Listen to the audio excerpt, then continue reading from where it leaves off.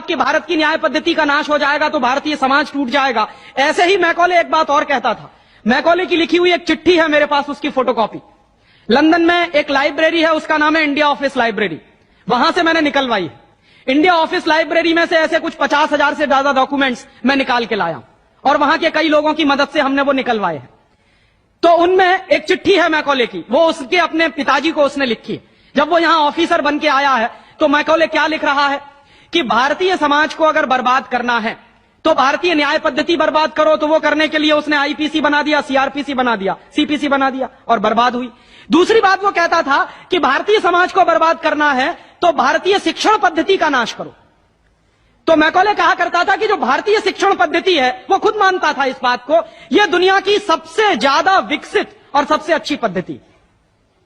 क्या होता था, यहां गुरुकुल चलते थे, गुरुकुलों में विद्यार्थी पढ़ते थे और विद्यार्थी 20 साल तक 25 साल तक ब्रह्मचर्य का पालन करते हुए शिक्षा ग्रहण करते थे, संस्कार मिलते थे और वो संस्कार लेकर समाज में जाते थे। उन्हीं संस्कारों से संस्कृति बनती थी और वही संस्कृति भारतीय संस्कृति कहलाती थी।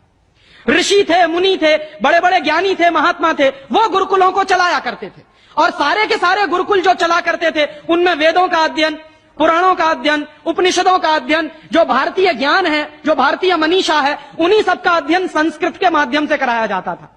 मैकॉले ने क्या किया कि गुरुकुलों का नाश अगर करना है तो उसने एक कानून बनाया। क्या कानून बनाया? संस्कृत में जितने विद्यालय इस देश में चलते थे हिंदुस्तान में अंग्रेजों के जमाने में, उन सबको उसने इल्लीगल घोषित किया, गैर कानूनी। और उसने प्रतिबंध लगा दिया कि संस्कृत भाषा के माध्यम से कोई भी गुरुकुल चलेगा उसको अंग्रेजी सरकार मान्यता नहीं देगी। तो मान्यता किसको देगी? अंग्रेजी के माध्यम से जो कॉन्वेंट स्कूल चलेंगे उनको अंग्रेजी सरकार मान्यता देगी। और उसके लिए बाकायदा उसने कानून बनाया। उस कानून का नाम है इंडियन एजुकेशन एक्ट। और यह इंडियन एजुकेशन एक्ट लागू हुआ 1858 में, आज से लगभग 140 साल पहले। तो 140 साल पहले जो कानून लागू हुआ था अंग्रेजों के जमाने में, वही कानून आज भी चल रहा है। उस कानून के आधार पर मैकॉले ने क्या किया? संस्कृत के माध्यम से चलने वाले गुरुकुलों को बर्बाद कर दिया, कानून बना के उनको बंद करा दिया। जो उनमें अध्यापक होते थे, गुरु होते थे, उनको मार पीट कर अंग्रेजी सरकार जेल में बंद करती थी। जो विद्यार्थी अध्ययन के लिए जाते थे उनको रोक दिया जाता था, उनका अध्ययन ना होने पाए उसके लिए समस्याएं खड़ी की जाती थी। और दूसरी तरफ कॉन्वेंट स्कूल चालू कर दिए और उसमें अंग्रेजी के माध्यम से शिक्षण देना शुरू किया। एक दिन उसने अपने बाप को चिट्ठी लिखी और इस चिट्ठी में उसने ये लिखा कि मैंने हिंदुस्तान में एक ऐसी शिक्षण पद्धति पैदा कर दी है जिसमें अगर हिंदुस्तानी विद्यार्थी पढ़ेंगे तो पढ़कर निकलने के बाद वो शरीर से हिंदुस्तानी होंगे, दिमाग से सब अंग्रेज हो जाएंगे। वो देख रहे हैं, अभी देख रहे हैं। तो शरीर से हिंदुस्तानी और दिमाग से अंग्रेज। तो मैकॉले दूसरी बात लिख रहा है उस चिट्ठी में कि जब वो शरीर से हिंदुस्तानी और दिमाग से अंग्रेज हो जाएंगे तो अंग्रेजों के हिसाब से सारे काम करेंगे।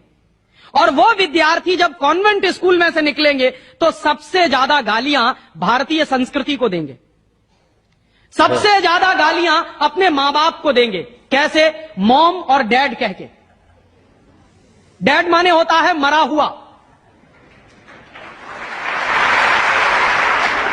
और मम्मी माने होता है शव। इजिप्ट में आप जाइए, मिस्र एक देश है, वहां पे ममीज कहा जाता है किसको?